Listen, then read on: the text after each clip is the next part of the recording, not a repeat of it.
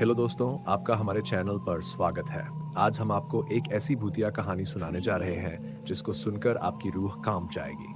तो चलिए शुरू करते हैं। एक बार की बात है, एक छोटे से गांव में एक लड़की रहती थी जिसका नाम राधा था। राधा बहुत ही प्यारी और मासूम थी, लेकिन उसके माता-पिता की मृत्यु हो गई थी। वह गांव के एक छोटे से झोपड़ी में अकेली रहती थी। गांव वाले उससे दूर रहते थे क्योंकि उनका मानना था कि राधा भूतिया लड़की है। गांव में रात के समय अजीब-अजीब आवाजें सुनाई देती थी।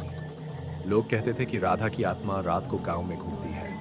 एक दिन गांव के कुछ लड़के हिम्मत जुटाकर राधा के घर के पास गए। रात के अंधेरे में वे झोपड़ी के अंदर झांकने लगे। तभी अचानक एक ठंडी हवा का झोंका आया और उन्होंने देखा कि राधा वहां नहीं थी, लेकिन एक सफेद साया उनकी ओर बढ़ रहा था।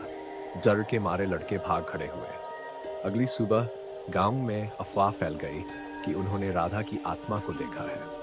ये बात गांव के मुखिया के कानों तक पहुंची।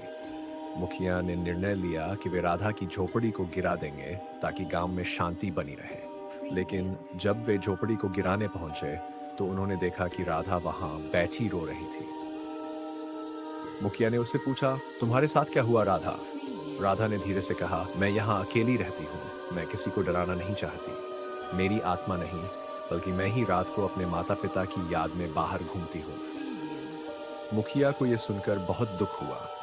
उन्होंने गांव वालों से माफी मांगने के लिए कहा और राधा को गांव के एक बड़े घर में शरण दी।